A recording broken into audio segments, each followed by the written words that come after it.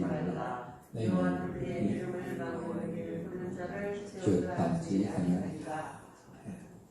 망령되게 부르지 말라. 그래서 이 계명을 우리 이 앞에 뭐라 하겠습니까? 하나님의 이름을 명예롭게 해드리는 것이다. 그렇죠? 하나님의 이름에 명예를 드높여야 된다. 이렇게 말씀했습니다. 한국에서 결혼할 때는 약속을 혼인 서약, 결혼 서약 이렇게 합니다. 근데 그 결혼과 혼인 여러분 같은 말이에요? 틀린 말이에요? 비슷한 말이에요? 같은 말이에요? 네, 그래서 같은 말이 아닙니다. 정확하게 말합니다. 결혼은 남자 중심으로 해서 하는 거예요. 혼인은 남녀가 같이 하죠.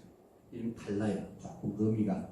한자를 분석해 보면 그래서 생각하시는 분들은 혼인이라고 반드시 그래서 교회에서 할 때도 혼인 예식, 결혼 예식 하자 혼인 예식. 결혼 예식 하면 남자 중심으로 이렇게 남성 중심으로 이렇게 가는 거예요. 이제까지 유교 사회에서 그렇게 왔죠. 유교 사회에서 남자한테 시집 가가지고 그 집에 뼈를 묻고 대를 이어주고 그렇게 왔죠. 그것이 이제 이렇게 결혼이에요. 그런데 성경 속에서 남자 여자가 같이 만나가지고 한 몸을 이루고 따로 독립을 하는 게 성경책이잖아요. 시각적으로도 터각적으로도 독립 떨어져가지고 독립을 하는 거예요.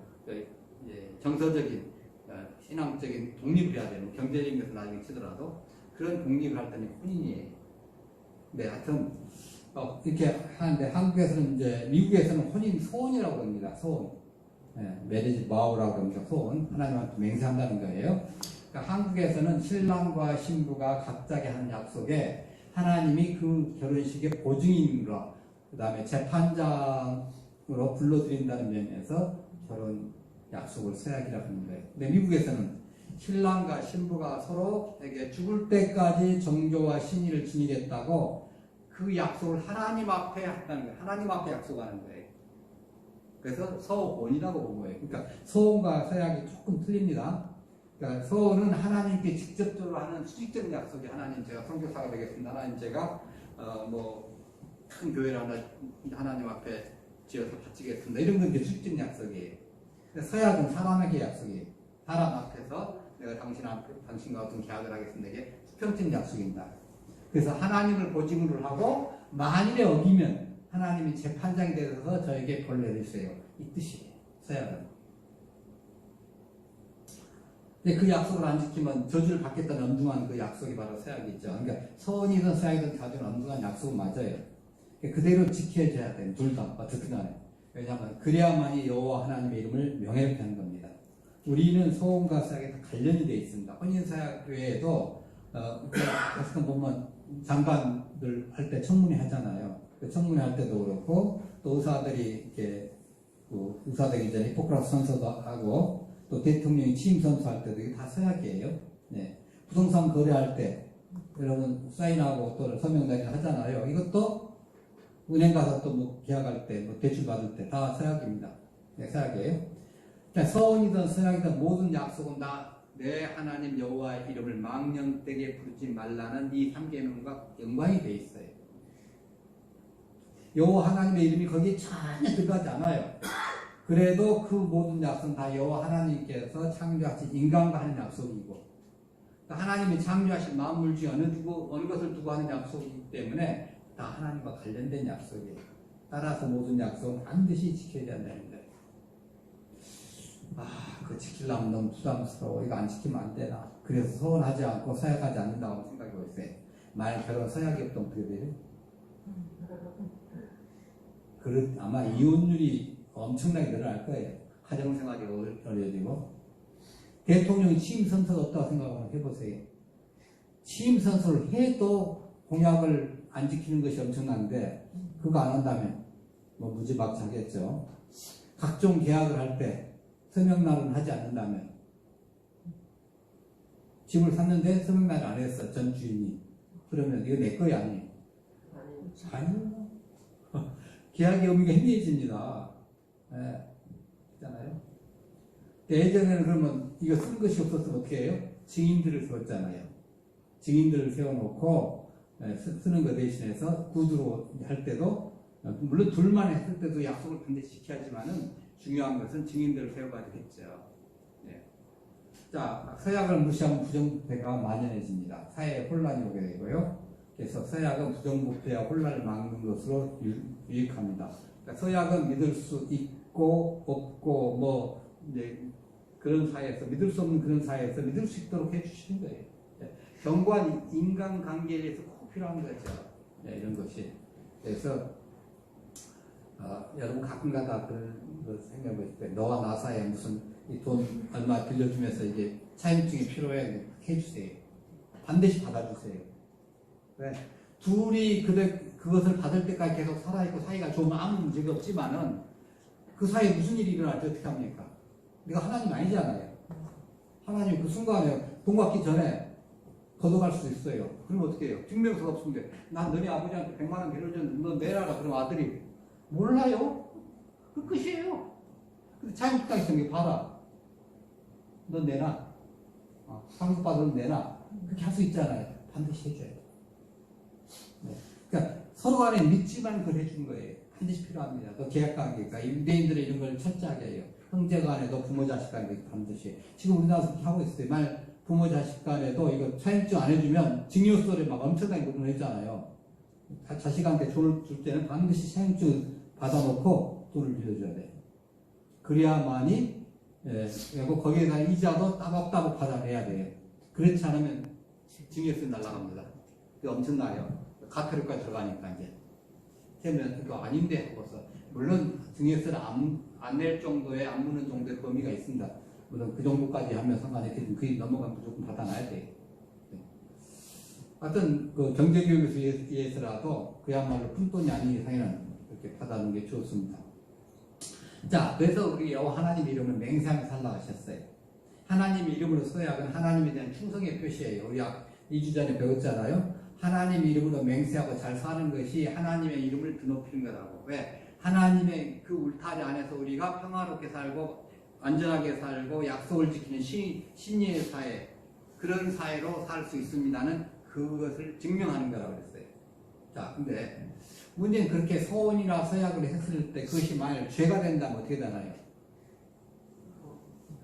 사닥에 이런 구절이 있죠. 이런 게 있습니다. 사닥의 11장에 입다 사사가 있어요. 암몬 군대가 전쟁하러 나갈 때 이렇게 선언합니다. 제가 승전하고 평안히 돌아오게 되면 누구든지 내 집 문 앞에서 나와서 나를 영접하는 그는 여호와께 돌릴 것이니 내가 그를 번제물로 드리겠나이다라고 소원한 거예요. 근데 보통 보면 외부에서 사람이 오면 어떻게 해요? 강아지가 먼저 나와요. 그게 전혀 부담이 없어요. 입단 그걸 생각한 거예요. 그렇잖아요. 네. 걔는 뭐 짐승들이 먼저 나가지고 꼬리치면서 하잖아요. 요즘 이거 반려견 하는데 아마 그걸 생각을 했을 거예요. 근데 하필은 자기 딸이 제일 먼저 나왔네. 그러니까 얼마나 이거 승리를 했지만은 내 딸 번제물을 바치겠다는 그 약속을 해놨더니 옷을 찢으면서 참담했어요. 그래서 소원한 대로 딸을 번제를 바친 거예요. 우리는 이게 딸을 번제를 바쳤다는 게 간단하게 한 문장은 끝났지만 사실은 이건 어마어마한 겁니다. 여러분 그 창세기 24장에 아브라함이 이삭 바칠 때 그거 생각나시죠? 올려놓고 번제도 올려놓고 그래서 하는 거죠. 번제 받을 때 그 양을 할 때는 찔러가지고 가죽을 벗기고 각을 써가지고 그걸 올려놓잖아요. 그 딸을 그렇게 했다는 거예요. 지금 있다가 하나님 인신공양을 원하시는 분이 아니에요. 인신제사를 원하시는 분이 아니기 때문에 인신제물을 바치는 것은 성경이 언급한 거였거든요. 이미 사사시대는 신명기가 다 돼 있었잖아요. 모세율법이 다 나왔었잖아요. 그러니까 하면 안 됐어요. 근데 일단 그 서원대로 지키지 말았어야 되는데 그걸 지킨 거예요. 하나님 앞에 제가 경솔을 했습니다. 하나님.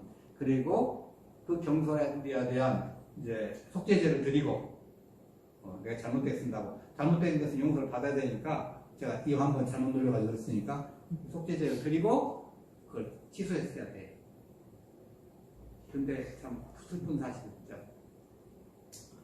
자, 또 신약에도 있습니다. 헤롯 왕 연애에서 춤추는 그 헤로디아의 딸 술 한잔 거나게 해가지고 기분 좋아가지고 야 내가 무엇이든지 원하는데 그래 내가 다 들어줄게 나라의 절반을 줄게 그렇게 얘기했는데 막상 보니까 춤을 추고 나서 뭐라고 해? 자기 어머니한테 쪼르륵 가가지고 목을 낚아요 했더니 세례요한의 목을 주세요.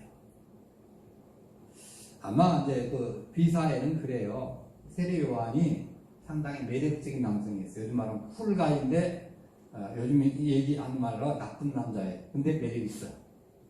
세상에 그 싫은 소리지만 정의로운 소리를 팍팍팍 하잖아요. 그야말로 그러면서 세게하라고 막 외치고 아니 남자다운 사람이 그때 당시 전부 헤로드 아니면 로마의 그 총독 밑에서 발버둥을 끼는데 단장이 그러거든요. 저런 남자하고 내가 살겠다 하는 생각이 이 딸에게 그 살로메라는 이 딸에게 있었던 것 같아요. 근데 안 통해. 어떻게든 꼬셔보려고 했는데 안 통한 거예요, 이거. 네. 그러니까 이제 일을 간 거예요. 잘못된 사랑은 그렇잖아. 내가 얻지 못하면 깨버린다. 그래서 그 목을 달라간 거예요. 네. 그 약속을 헤롯은 처음에는 이러면 안 되는데 근데 온 신하들 앞에서 공개적으로 한 약속인데 안 할 수가 없잖아요. 그래서 헤롯은 그렇게 해라 해가지고 소반에다가 세례요한의 목을 받쳐가지고 그런 안타까운 사건이 생깁니다. 자신의 서약을 시행하기 때문에 큰 죄를 짓게 된 거죠. 그러니까 만일 서원이나 서약이 죄라면 이행하지 말았어야 해요. 하나님은 속죄제를 드리고 야 이건 잘못됐다. 하나님 원하신 건 이건 아니다. 다른 거 좀 해라. 할 수 있잖아요. 네. 그렇게 해야지. 자기 체면이 좀 깎이더라도 자기 체면에 의해서 사람을 죽여요? 이건 안 되는 거죠. 네. 자, 사울은 어떻게 했는가 봅시다. 사울왕은 블레셋 사람들과 전투를 할 때 내가 내 원수에게 보고하는 때까지 아무 음식물이든지 먹는 사람은 저주를 받을지어다. 이렇게 또 맹세되었어요. 여러분 전투에 가면 우리나라의 그 전투 식량에 보면요. 그 전투 식량 한 끼에 칼로리가 얼마인지 아세요? 13,000칼로리. 제가 봤어요, 그걸. 그거 먹고 있으면 이게 우리 일하는 사람들이 보통 3,000칼로리 먹으면 그 남자들 일을 하거든요. 일하는 사람들이. 저나 여러분들이나 1,000에서 2,000칼로리면 하루 종일 살아요. 근데 거의 10배에 가까이 되는 것을 한 끼에 딱 나온 거예요. 그게 전투 식량입니다. 그러니까 전투에 이만큼 에너지가 들어간다는 거죠. 그만큼 고칼로리를 줬다는 거잖아요. 그렇게 에너지가 들어간다는데 이 사울왕이 깜빡가지고 하나님 앞에 자기가 저기 했다고 절대 안 먹겠습니다. 그런 각오는 좋죠. 결계는 좋죠. 그 허기진 상태에서 어떻게 하란 말이에요. 허기진 상태에서 어떻게 싸워요. 배고픈데. 근데 그 사울의 아들 요나단이 아버지의 소원을 모르고 꿀을 갖다가 살짝 찍어서 먹었더니 이게 기력이 회복된 거, 눈이 번쩍됐다는 거예요. 기력이 회복됐다는 소리죠. 요나단이 꿀을 먹었습니다 하는 소리가 사울왕에 들어갔어요. 그러니까 사울이 안타깝지만 요나단아 네가 반드시 죽으리라 하고 소원대로 이제 하려고 했는데 옆에 있는 백성들이 만류합니다. 이거 알지도 못했고 그건 잘못된 소원이니까 취소해야 합니다 하고서 하니까 사울왕이 그걸 취소했어요. 만일 소원대로 시행했다면 살인하지 말라는 하나님의 계명을 범하게 됐잖아요. 그죠? 하나의 계명의 약속을 지킨다고 해서 또 하나의 큰 것을 얘기한 거죠. 네. 그걸 살았어요. 자, 또 다윗도 있습니다. 다윗 일행이 나발이라는 그 나발의 목자들, 나발의 그 농경지 옆에서, 나발의 목장 옆에서 그 옆에서 있을 때 그 목자들과 양들에게 이제 그 있으면 여러분 우리나라에 주한미군이 있는 거 있잖아요. 평택일에 주로 있고 뭐 중간중간에 많이 있습니다만은 그 주한미군이 있으므로 뭐가 유익이 나요? 함부로 누가 못 건든다는 거예요. 그 때문에 숫자가 많고 적고가 문제가 아니에요. 몇십만 명이 필요 없어요. 지금 2만 명이 얼마 있잖아요. 필요 없어요. 하다 보니 김정일도 그 소리 했어요. 만일 우리가 통일되면 북한에서 주한미군 있어야 한다. 왜? 중국과 소련 못 믿겠다는 거예요. 미국을 믿어서. 김정일도 그 소리를 한 거예요. 비사에 보면 중요한 거죠. 왜? 그늘이 대진다는 게 다윗이 가가지고 나발의 목장 옆에서 양떼들을 다 지켜주고 왜? 다윗의 군사가 있으면 일이란 늑대가 함부로 옆에 오겠어요? 자동으로 차단되잖아요. 그잖아요? 예. 그 역할입니다. 근데 이제 그거 있으면서 다윗이 그런 거예요. 야, 우리한테 음식 좀 내라. 여기 있는, 오래 있는데. 한 요청하니까, 이제, 나발이 그걸 단호하게 거절했어요. 요즘에, 뭐, 기나보동이나 돌아다니면서 막, 여기, 다 주인 없이 떠돌면서 뭐 한다고 돈 좀 받는다. 그렇게 하는 것을 거절했어요. 그때 다윗이 이렇게 소원합니다. 내가 그에게 속한 모든 남자 가운데 한 사람이라도 아침까지 남겨두면 하나님은 다윗에게 벌을 내리시고 또 내리시고나가 어마어마한 소원을 한 거예요. 이건 뭐예요? 그 집에 있는 모든 남자들 다 죽이겠다는 거예요. 그러면 그 집에 있는 모든 남자들 만 20대 이상은 다 죽여야 돼요. 뭐 나바로 말할 것도 없고 그 집에 뭐 목동이고 뭐 하인이고 다 죽인다는 거예요. 이런 보복 소식을 갖다가 누가 들었냐면 나발의 아내 아비가일이 들었어요. 원래 얼마나 놀랐겠어요. 야, 우리 집에 남자들 씨가 많은데. 그래서 부랴부랴 음식과 예물을 가지고 뭐 평상시에 이제 뭐 마른 그 과일이라든가 이런 걸 많이 해놓으니까 이런 걸 다 챙겨가지고 다윗에게 쫓아와가지고 보고하지 말아주세요. 부탁을 한 거예요. 그때 다윗은 마음을 풀죠. 네. 소원을 이행하지 않습니다.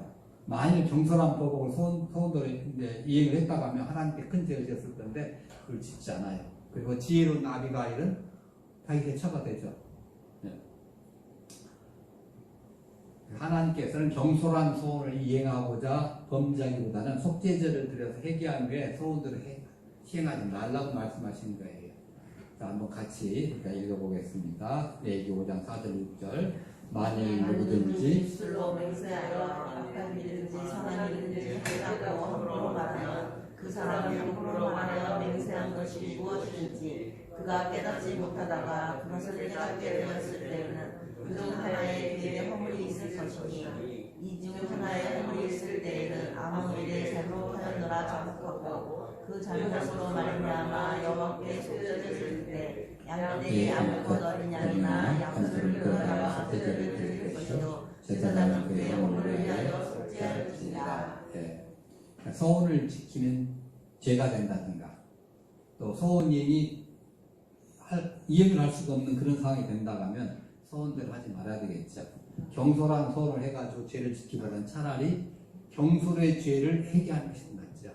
제 입술 강경입니다. 하나님 제 입술 지져주세요 하고서 하나님 앞에 속죄를 지는 게 낫지. 그 소원 지키게 했다가 죄를 다른 큰 죄를 짓는 건 안 되겠잖아요.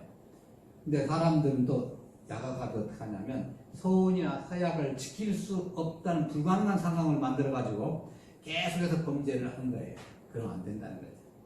법정 증인은 내가 진실만을 말할 것을 약속합니다 해놓고 하나를 갖다가 진실을 대로 안 했어요. 그러면 범죄한 거죠. 제일 범한 거죠. 이왕 내가 범죄한 거, 죄를 짓는 거 계속해서 내가 범죄한다고 진실을 계속 거부해버려요. 그러면 계속 짓는 거예요. 네.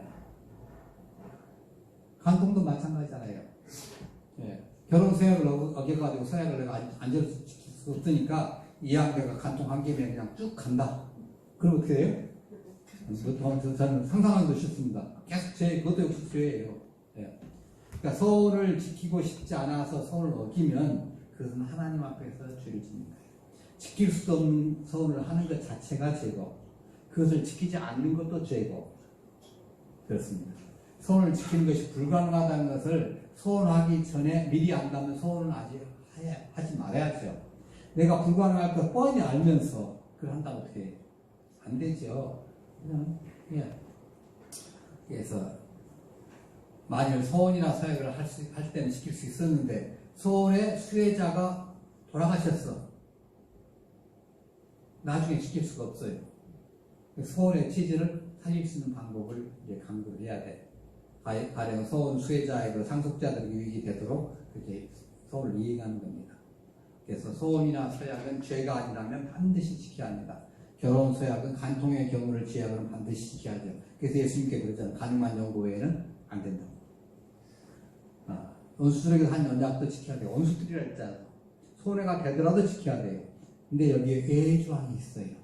자, 민수기 3장 3절 5절 봅니다. 여자가 마을 아래서 그 아버지 집에 있을 때 여호와께 소원한 일이나 스스로 결심하려고 한 일이 있다고 하자 그의 아버지가 그의 소원이나 그가 결심한 사역을 듣고도 그 일에 아무 말이 없으면 그는 모두 소원을 해할 것이요 그가 결심한 사역을 지킬 듣고도 그에게 것이라 아무 말이 그러나 없으면 그의 그의 아버지가 모든 소원을 그를 하나님께 허락하지 아니하며 그의 소원과 결심한 소원을 이루지 못할 것이니 그의 아버지가 허락하지 아니하였은즉 여호와께서 사하시리라. 네. 여자가 결혼하기 전에는 누구의 감독을 받죠? 아버지의 감독을. 물론 남자도 마찬가지. 결혼 전에는 무조건 아버지가 그 권위가 있어, 감독 권위가 있어요. 근데 여자가 결혼하기 전에 소원한 거 아버지가 허락하지 않으면 소원을 안 지키도 못하는 얘기죠. 네. 결혼하기 전이니까. 자, 그러면 이제 문제는 이제 결혼한 후에 소원을 했어요. 근데 그때는 이제 어떻게 되느냐? 자, 민수기 30장 6절에 8절 봅니다. 혹시 남편을 맞을 때 소원이나 결심한 사역을 동설하게 그의 입술로 말하였으면 그의 남편이 그것을 듣고 있는 날에 아무 말이 없으니 그 성실해야 할 것이요 그가 결심한 사역을 지킬 것이니라. 그러나 그의 남편이 그것을 듣는 날에 허락하지 않으면 그 소원과 결심하려고 경솔하게 입술로 말한 사람 무효가 될 테니 아버지께서 그 여자를 사하시리라. 예. 그러니까 남편 몰래 자기 혼자 하나님 앞에 소원을 한 거예요. 근데 남편이 허락을 안 해. 못 지킨 겁니다. 그때 그 여자에게 죄가 없다는 거예요. 특별히 이제 신앙이 안 좋을 때, 신앙이 다를 때, 그때 어떻게 해요? 그때 이제 아내가 믿음이 좋아가지고, 우리 교회 이번에 건축연금 내되니까 제가 10억을 하겠습니다. 딱 소원해서 써놨는데, 남편이 그 소리 듣더니 기가 막혀가지고 안 돼. 그러면 안 된다는 거예요. 네. 자, 그 남편이 본의 안 했기 때문에 그런 거예요. 이런 경우를 주의하고는 반드시 서원대로 이해해야 돼요. 서원의 결과를 생각하지 않고 무모하게 한 소원, 그 소원도 죄가 되지 않는 한 그대로 지켜야 합니다. 따라서 서원이나 서약은 유의하지만 평소 생활에서 이걸 남발해서는 안 됩니다. 꼭 필요할 때 아주 드물게 신중하게 해야지 아무데나 막 남발해가지고 해주면 이거 부도나는겠죠. 솔로몬이 그래서 뭐라고 했어요? 빚보증 절대 서지 마라. 아주 누차 공면했잖아요. 이거 무시하면 큰일 나는 겁니다. 분에 넘치는 소리를 해가지고 카드 눈에 보이지 않으니까 막 긁어대는 사람이 있거든요. 그거 나중에 가슴을 칩니다. 네, 가슴을 쳐요. 그러니까 부모나 어르신이 또 심하게 말리는 그런 경험이 있어요. 그거 깊이 제고해야 돼요. 일시적인 감정을 결혼하고 나서 후에 가슴 치는 일이 없도록 해야 되는 거예요. 제가 제 후배 중에 그런 후배 본 적이 있어요. 신앙 좋은 후배인데 어느 날 자기가 꿈에 그리던 짝이인지 아닌지 모르겠는데 만난 지 보름 만에 결혼했어요. 그 여자는 안 믿어. 몇 년 만에 헤어졌는지는 제가 참아 많이 못합니다. 가슴 치는 거예요. 그때 수많은 사람들이 말렸거든요. 결혼을 하더라도 좀 시간을 좀 두고 해라. 근데 신앙도 없지. 자, 믿음도 없는 사람하고 지금 우선은 좋은데 어떻게든 살아갈래? 딱 결혼하고 나서 신혼여행 갔다 오면서부터 이제 내가 살아야 되나 말아야 되나 이제 고민하기 시작한 거예요. 사람들한테 얘기를 한 것이 시작한 거예요. 이거 깊이 생각을 해야 돼요. 물론 선교사는 목사가 되겠다고 또 마구잡이 소원한 경우도 있죠. 반드시 그 소명, 내가 그런 그 소명 받으면 확실한가, 또 거기에 대한 내가 또 달란트가 있는가 이거 확인해야 돼요. 예. 말재주는 하나도 없는 사람이 나 목사 되겠다 하면 그거 다른 사람 죽이는 거예요. 성경 깊이 보고 연구해야 되는데 공부는 진짜 못해. 깨닫지도 못해. 근데 자기 목사 되겠대. 선교사가 되겠대. 그럼 어떻게 해야 돼? 잘 돌봐줘야 돼. 물론 선교사로 가가지고 그 물질적으로 뭐 다른 거 챙겨주면 굳이 선교사를 할 수 있어요. 말씀 전한 선교사 그 사람들 하면 안 돼요. 헛소리 해버리면 영혼이 죽어버려요. 정확하게 해야 합니다. 예. 그래서 공부를 잘해야 돼, 신학생들이. 예. 아주 철저하게 해야 돼요. 희미하게 알면 안 된다는 거예요. 희미하게 알면 안 되고 확실하게 알아서 확실한 걸 전해야 되지. 희미하게 알면 희미하게 받아들겠죠. 전하는 사람이 100으로 전해주면 받아들이는 사람은 100으로 받아들이는 사람 몇 명이나 있나요? 똑같이 가르쳤는데 100점이 나오고 50점이 나오는 경우가 어떻게 돼요? 그러잖아요. 근데 50으로 가르쳐줬어. 그러면 그 사람들의 100점이 될까요? 점점점 점수가 떨어지겠죠. 가짜가 나오고 이단들이 나오겠죠. 소명과 사명 이렇게 해야 합니다. 네. 그래서 내 모든 소유를 다 내려놓고 십자가를 내가지고 가겠습니다 하는 그 예수님 따를 수 있는 그때 목회자나 선교사가 되겠다고 준비하고 나서야 되겠죠. 그러니까 우리는 소원과 약속, 약뿐만 아니라 약속도 이제 신실하게 철저하게 지키는 살아야 됩니다. 그래서 세계적으로 가장 약속을 잘 지키는 민족이 유대인으로 정평이 나와 있어요. 왜? 성경에서 배웠거든요. 네, 성경에서 철저하게 가장 정확하고 분명하게 믿음을 주는 사업 상대자가 유대인들입니다. 유대인들은 한 번 약속하면 엄청난 손해를 보더라도 아직 절대로 지킵니다. 우리는 손해보면 도망가잖아요. 정치계에서도 그러잖아요. 손해보니까 딱 뒤쪽으로 갔다 저쪽으로 갔다 그랬잖아요. 그러니까 계약을 어기는 사람은 유대인 사회에서 매장됩니다. 신용을 잃지 않는 사람하고 이제 손해보도록 거래하는 사람들이 유대 사람들이에요. 그러니까 사람과 약속일지라도 하나님과 약속처럼 생각을 하기 때문이죠. 이것이 유대 사람들 세계 금융권을 장악을 하고 있는 비결입니다. 여러분 JP 모건이라는 그 유명한 회사, 투자 회사를 잘 아실 겁니다. 이 사람이 에트나라는 작은 보험회사의 주주였습니다. 근데 1835년에 그 올스트리트가 아주 그 진공가거든요. 지금의 진공가. 그게 대화재가 나가지고 600채가 잿더미가 됐어요. 이 에트나라는 회사는 어떻게 돼요? 이거 다 보험 내주다는 회사가 다 날아가도 모자라요. 망하게 되는 거예요. 놀란 주주들이 자기 주식을 뺀다고 난리를 치는 거예요. 그때 이 JP 모건이 자신의 신용과 명예를 지키기 위해서 자신의 집도 팔고 모든 것을 자기 재산을 다 뽑아가지고 그 사람들의 주식을 인수하고 그리고 대상금 전액도 지불했습니다. 자, 그러니까 이제 어떻게 된 거예요? 에트나라는 보험회사가 명성이 높아진 거예요. 신용을 철저하게 지키는 회사다. 그러니까 신뢰받는 보험회사로 성장이 된 거예요. 그러니까 그때 이제 확보한 지분 같은 거라든가 주식 가치가 3배가 높아 뛰어버린 거죠. 그야말로 부자가 됐습니다. 이 화재 때문에 어떤 사람은 거기서 돈 뺀다고 난리 치는데 1880년대 JP 모건이요. 미국의 철도회사가 한 100개가 넘었답니다. 그때 당시에. 우리나라는 국가에서 관할하지 않습니까? 한국철도공사 해가지고. 근데 미국은 이제 개인 철도, 일본도 개인 철도가 사철이라고 그럽니다. 사철 있고 국철 있고 근데 미국은 주로 사철이 많이 있어요. 100개가 넘는 회사를 갖다가 6개의 대기업으로 합병해가지고 망하지 않도록 만들어낸 거예요. 그다음 1901년에 카네기 강철회사 이걸 사가지고 가장 강력한 US 콘체런이라는 회사를 만들어낸 겁니다. 그 다음에 1912년에 75세 JP 모건이 죽기 전에 국회에 청문을 한 거예요. 할아버지 때부터 신용을 목숨처럼 목숨보다도 소중하게 내는 그런 내용을 진술을 한 겁니다.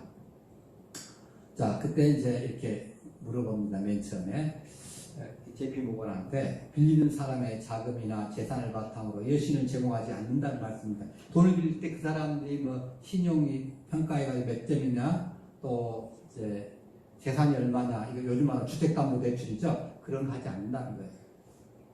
그럼 뭘 하겠습니까? 가장 중요한 것은 인격입니까? 인격입니다.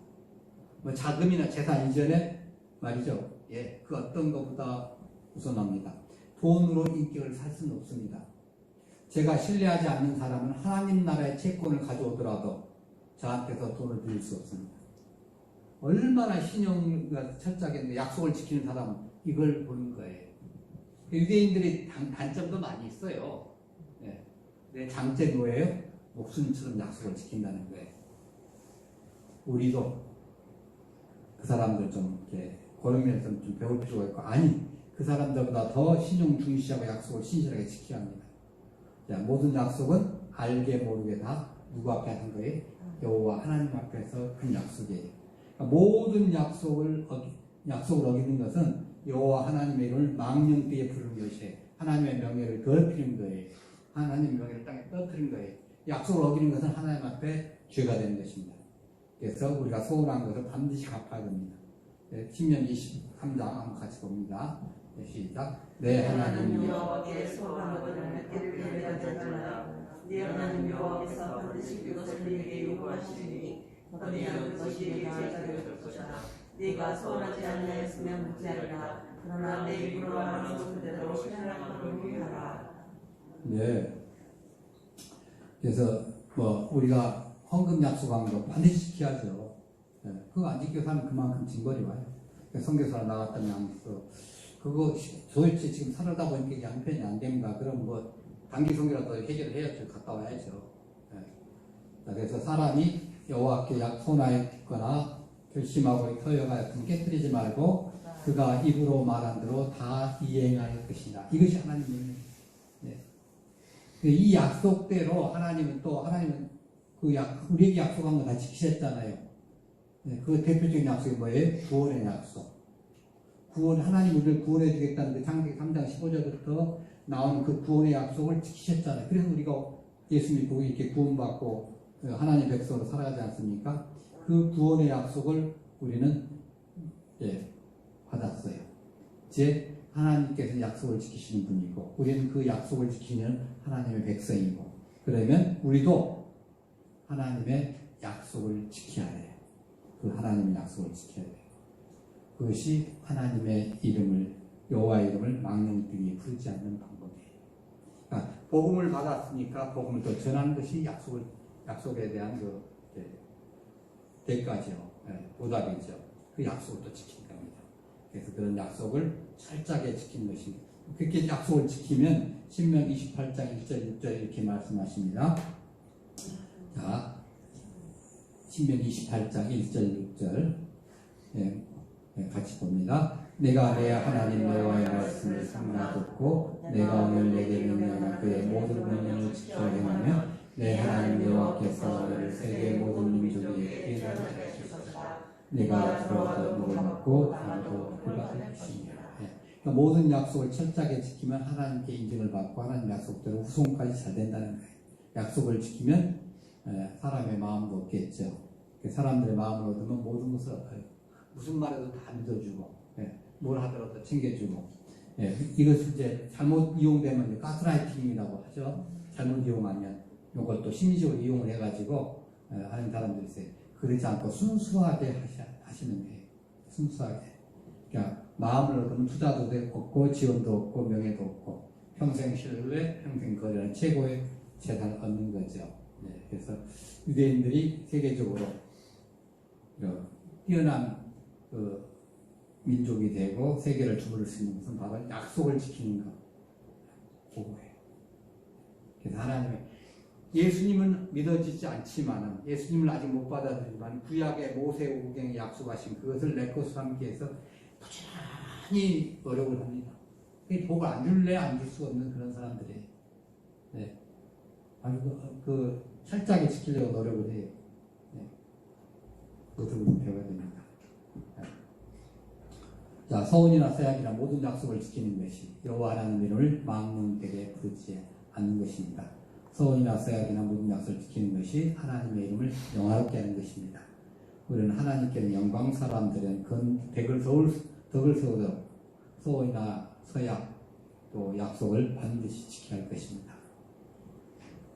자, 날 사랑하고 내 계명을 지킨 자는 천대까지 은혜를 베푸느니라 주님 말씀하십니다. 약속을 지키는 우리의 지체를 되게 하여 주옵소서. 이것이 우리의 기도 제목들입니다.